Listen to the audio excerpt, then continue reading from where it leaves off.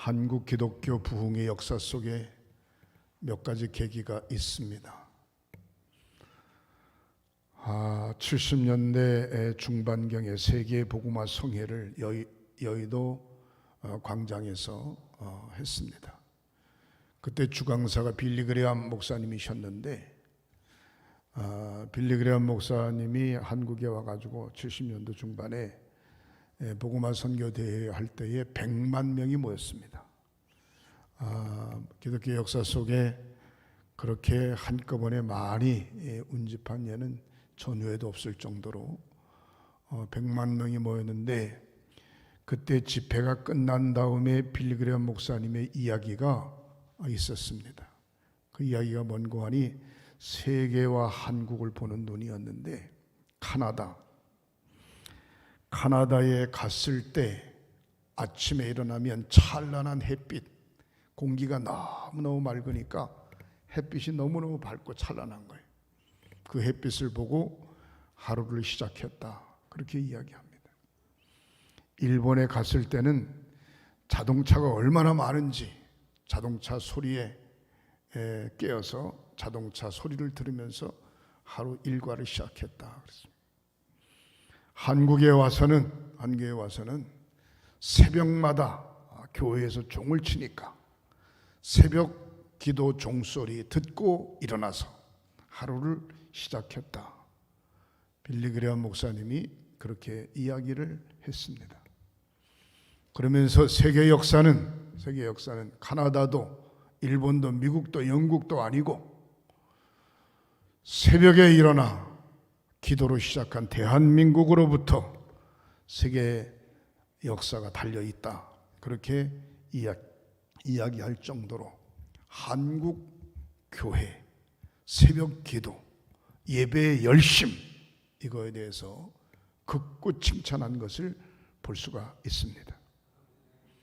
사랑하는 성도 여러분, 오늘은 우리 감리교 창설자 존 웨슬리 목사님의 282주년 회심 주기가 됩니다.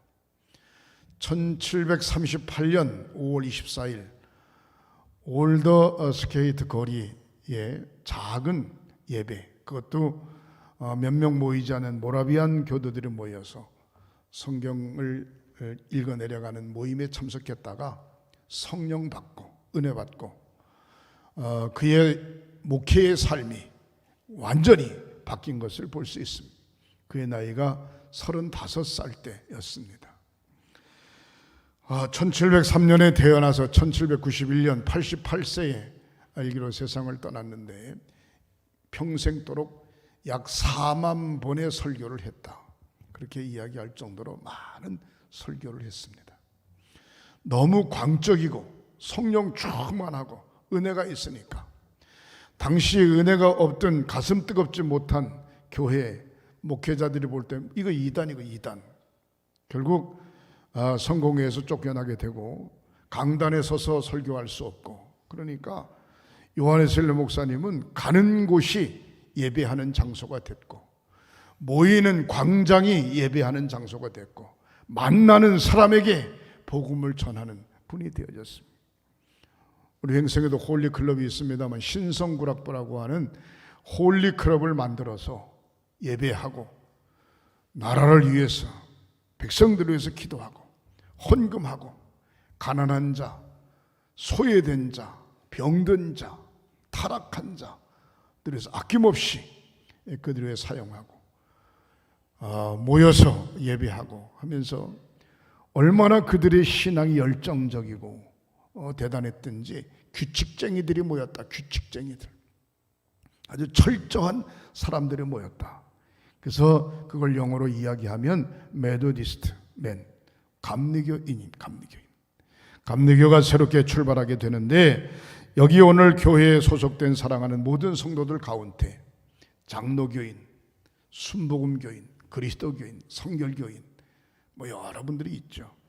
요즘 교파를 초월합니다마는 중요한 것은 우리 횡성교회가 114년에 전통을 자랑하는 감리교회이기 때문에 감리교 창설자가 누군지, 그분이 어떤 분인지, 성공회 목사였으며 성공회, 지금도 영국의 국교는 성공이고 성공의 목사들이 한국에도 있습니다.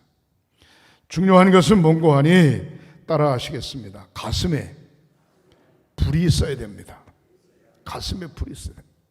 집사님, 권사님, 장로님, 목사님, 그게 중요한 게 아니고 가슴에 불이 있어야 됩니다. 다른 말로 말하면 성령 충만해야 역사가 나타나게 되고 그 일 때문에 힘차게 사역을 감당할 수 있게 되는 줄 믿으시기를 주님의 이름으로 축원합니다. 기도하는 사람 어려움을 당할 수 있습니다. 그러나 기도하기 때문에 망하지 않습니다. 기도하는 민족 어려움을 당할 수 있습니다.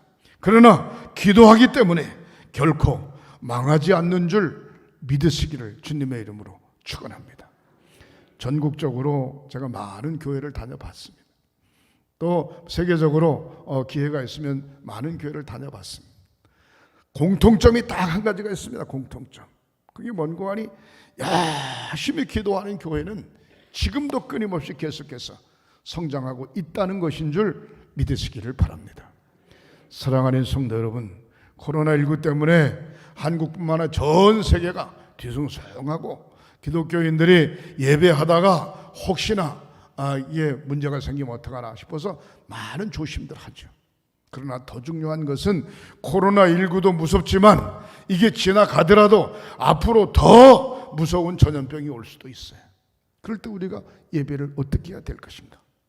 여러분 최선을 다해서 조심도 하고 소득도 하고 서로 상대방의 건강도 지키고 하면서 철저하게 다른 건 몰라도 기도하는 것만큼 예배하는 것만큼은 절대로 양보해서는 안 되는 줄 믿으시기를 바랍니다. 그러면 코로나19 때문에 예배 안 드리는 교회는 믿음이 없고 예배 드리는 교회는 믿음이 있냐? 그건 아닙니다. 오해하시면 안 됩니다. 어떤 경우에도 좀 심하게 표현하면 우리 주변이 혼란이 온다 하더라도 내가 믿고 의지하는 주님, 내 가슴에 성령 충만함, 이것은 식어져서는 안 되는 줄 믿으시기를 주님의 이름으로 축원합니다. 성령의 능력은 어떤 사람에게 오는가? 끝까지 인내하고 기도하는 사람을 통하여 성령의 능력이 오는 줄 믿으시기를 바랍니다. 여러분 불행한 가정 한번 보세요. 아주 간단합니다. 인내하지 못하니까 깨져버리는 거예요. 끝까지 인내해야 되는데 기도해야 되는데 인내하고 기도하지 못하면 문제가 생기게 되는 것입니다. 저도 성격이 좀 급하다 보니까 집에서도 그렇고 목회 현장에서도 그렇고 가끔 혈기를 부릴 때가 있는데 죄송합니다. 인내하며 기도한다. 성령의 능력은 어떨 때 오는가? 끝까지 인내하고 기도할 때 오게 되는 줄 믿으시기를 주님의 이름으로 축원합니다. 오늘 본문 4절에 보면 뭐라고 이야기하고 있습니까? 따라하시겠습니다. 예루살렘을 떠나지 말고 내게 들은 바 아버지께서 약속하신 것을 기다리라. 예루살렘 떠나지 마라. 예수님 하늘 승천하시면서 거기 모이는 모든 백성들에게 하는 얘기입니다. 예루살렘 떠나지 마라. 그리고 예수님께서 약속하신 그걸 기다리라. 그 약속이 뭐냐? 보혜사 성령께서 임할 텐데 성령 받고 사명을 감당하라. 그런 이야기인 줄 믿으시기를 바랍니다. 사랑하는 성도 여러분, 큰 일을 하는 사람은 쉽게 포기하지 않습니다. 큰 일을 하는 사람은 어떤 환경에도 두려워하거나 흔들리지 않습니다. 끝까지 인내하고 견디고 최선을 다하는 것인 줄 믿으시기를 주님의 이름으로 축원합니다. 따라하시겠습니다. 인내가 희망이다. 따라 인내가 성공이다. 인내가 축복이다. 할렐루야. 인내하는 기도.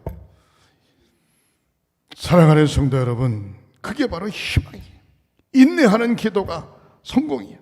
인내하는 기도가 축복인 줄 믿으시기를 주님의 이름으로 축원합니다. 나라가 어렵죠. 경제적으로 어렵고 국방으로 어렵고 코로나19 때문에 어렵고 온통 어렵습니다. 그러나 끝까지 인내함으로, 기도함으로 이 어려운 시국을 잘 해결해 나가는 저와 여러분들이 되시기를 주님의 이름으로 축원합니다.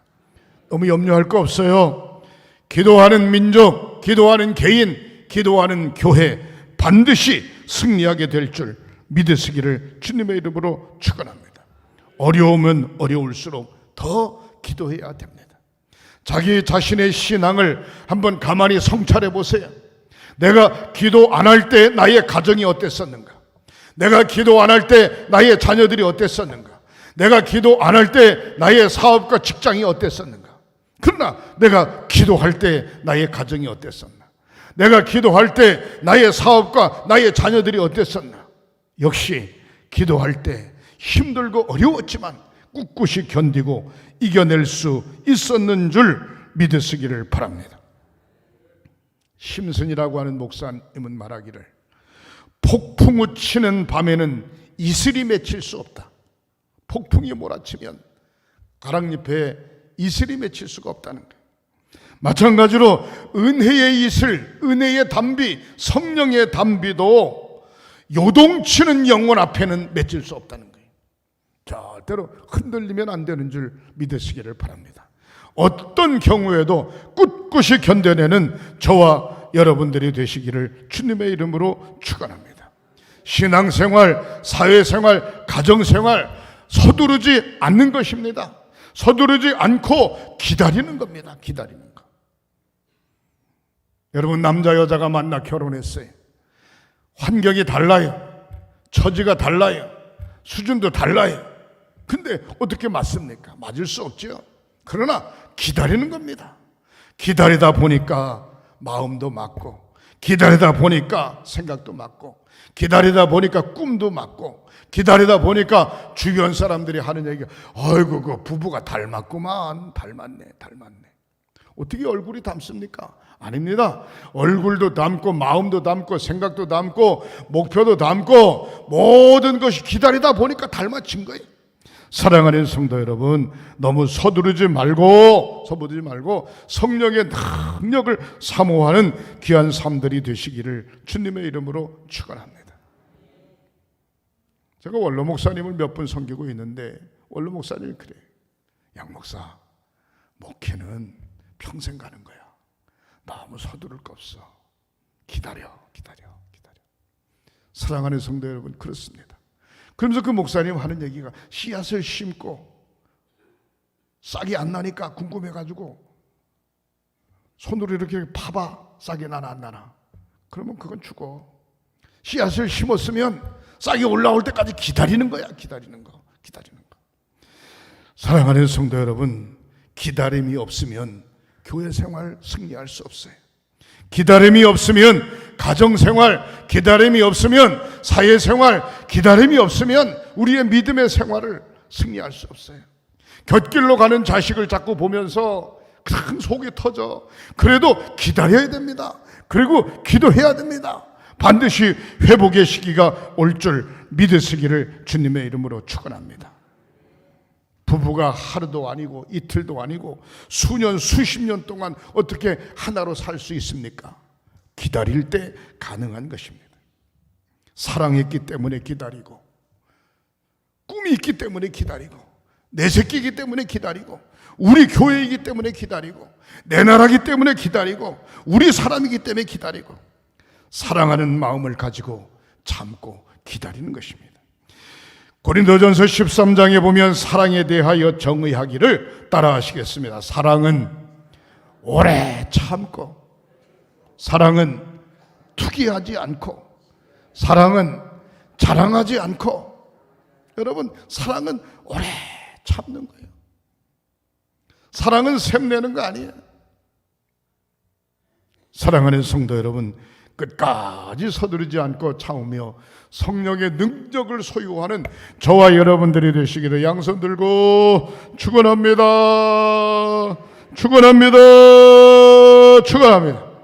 어떻게 하면 성령 충만할까?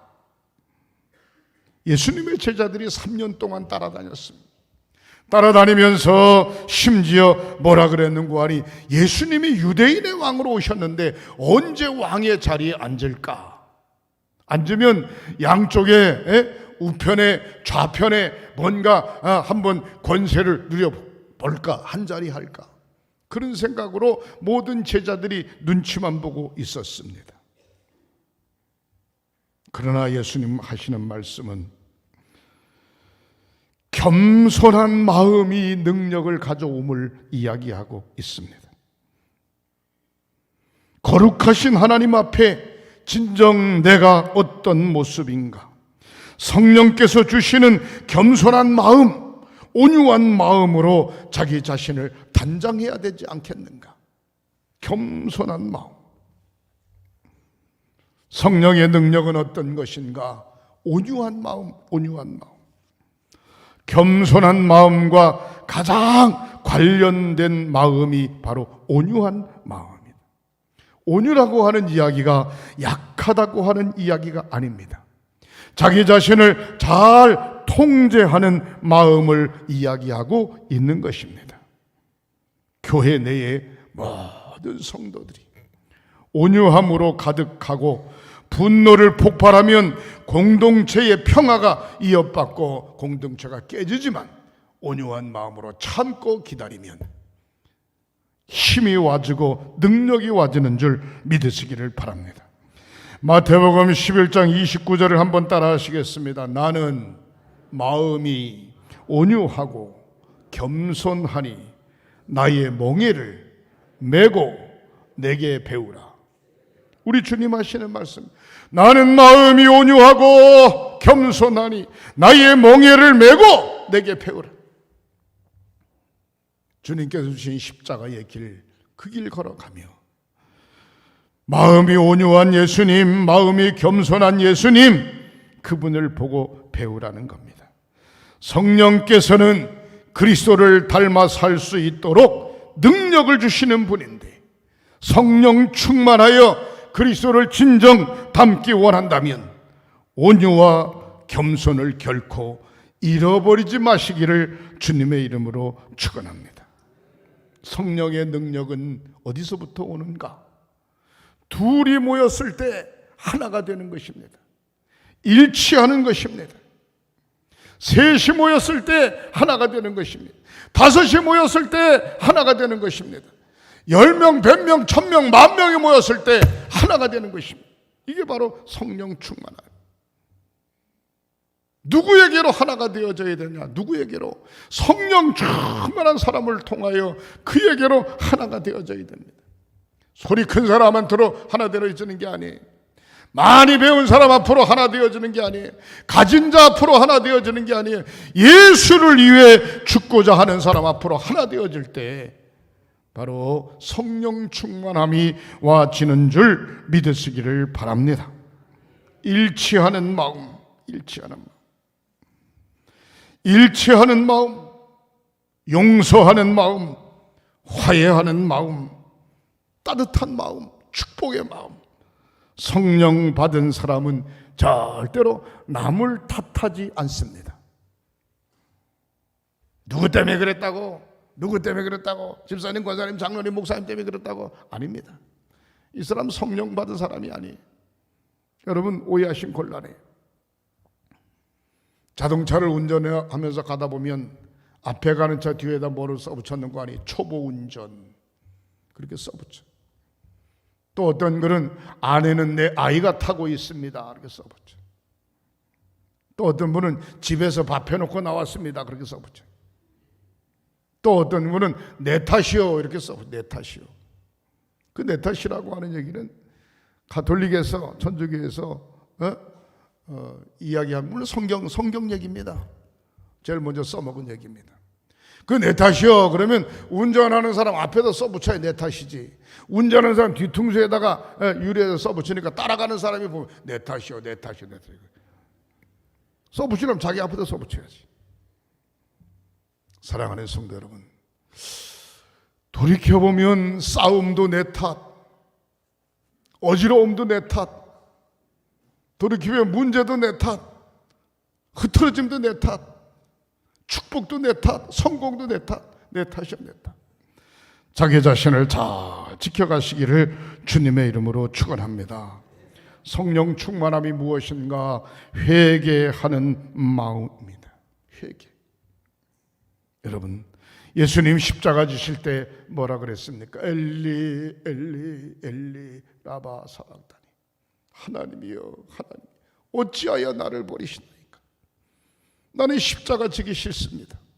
겟세마네 동산에서 밤새도록 기도하면서 할 수만 있으면 이 잔을 나에게 옮겨주시옵소서. 인간적인 생각입니다. 그러나 내 뜻대로 마옵시고 아버지 뜻대로 하시옵소서. 사랑하는 성도, 이게 바로 신앙입니다. 나 싫어요, 나 안 돼요, 나 못해요, 나 하기 싫어요, 이게 바로 내 생각입니다. 그러나 주님이 함께 하시면, 주님이 능력 주시면, 주님이 역사하시면 할 수 있습니다. 사랑하는 성도 여러분, 성령의 능력은 무엇인가? 모험하는 마음입니다. 모험이 없이는 성령 충만함의 역사를 이루어 갈 수 없습니다. 오늘 본문은 비전과 거룩한 모험을 도전하고 있습니다. 사도행전 1장 8절, 오직 성령이 너희에게 임하시면 너희가 권능을 받고 예루살렘과 온 유다와 사마리아 땅끝까지 이르러 내 증인이 되리라. 성령이 임하시면 하나님의 명령과 비전에 사로잡힌 사람들의 모험적인 삶을 한번 보시기 바랍니다. 바로 그 순간 우리의 삶의 가치와 삶의 질을 엄청나게 다르게 부각시키게 될 것입니다. 우리를 통해 새로운 역사가 일어나고 공동체가 날마다 새로워질 것입니다. 우리의 현실은 참으로 어렵습니다. 어떤 분이 그래요. 아이고, 이번 선거가 옛날 그 어르신이 한 80이 넘으신 것 같아. 제가 머리 깎으러 가서 봤는데 옛날 국밥하고 고무신 선거라고. 고무신 선거. 난 그게 잘 뭔지 몰라가지고 그게 무슨 말씀이세요, 어르신? 선거날 큰 가마솥 걸어놓고 국밥 한 그릇 퍼주고 고무신 하나 주고 누구 찍어라 그럼 가서 찍는데. 이번 선거가 그렇대. 돈 선거라고. 돈 선거. 여러분 상식적으로 생각해 보세요. 코로나19 한국만 전 세계적으로 어렵습니다. 아무리 경제적으로 어려워도 50년대, 60년대, 70년대 좀 심하게 표현하면 뭐가 찢어지도록 어렵습니까? 그런데 그냥 몇 식구니까 100만 원 받았다네, 뭐 난 80만 원 받았다네, 뭐 온통 받았다는 얘기네. 받았다는 얘기. 받았는데 8월 말일까지 안 쓰면은 다 국고로 들어간다네. 국고로. 그러니까 또 막 쓰느라고 정신 못 차리네. 그 받은 거 누구 돈으로 받은 거예요? 여러분, 대통령이 주머니 돈 많아요? 한국은행에서 막 찍어내요? 아닙니다. 빚이 산더미 같이 많아진 겁니다. 나라빚은 내 빚 아닌가요? 내가 가지고 있는 저당 잡은 집, 저당 잡은 밭만 내 빚인가요? 여러분 정신 바짝 차려야 됩니다. 70대, 80대, 90대, 아니 60대 살 날이 얼마 남지 않았어요. 그러나 10대, 20대, 30대, 40대 우리들의 후손은 어떡하라 이 말이에요. 여러분 정신 바짝 차리고, 어려운 이 현실, 코로나19 때문에 어려운 현실, 경제적으로 어려운 현실, 이 문제 때문에 제대로 모이지 못하는 예배가 흐트러진 현실, 이런 시대에 우리는 열심히 말씀으로 무장하고 성령 충만함으로 거듭나는 저와 여러분들이 되시기를 주님의 이름으로 축원합니다. 낙심할 거 없어요. 코가 빠져 있을 거 없어요. 최선을 다하는 겁니다. 성령 충만한 사람은 절대로 절망하거나 좌절하거나 탄식하지 않습니다. 연약한 인간일지라도 어려움이 생기면 며칠 동안 침체될 수 있어요. 그러나 은혜를 저버리지 않으면 회복의 은총이 반드시 있게 되는 줄 믿으시기를 바랍니다. 똑같은 어려움을 당하는데 어떤 사람을 만나면 괜히 힘이 생겨. 똑같은 어려움을 당하는데 어떤 사람을 만나면 괜히 시원해. 똑같은 어려움을 당하는데 어떤 사람을 만나면 재미가 있어. 근데 똑같은 어려움을 당하는데 어떤 사람 만나면 속 터져. 똑같은 어려운 사람을 만나는데 어떤 사람 만나면 금방 망할 것 같아. 똑같은 어려움을 만나는데 어떤 사람 만나면 모든 게 다 없어질 것 같아. 걱정하지 마세요.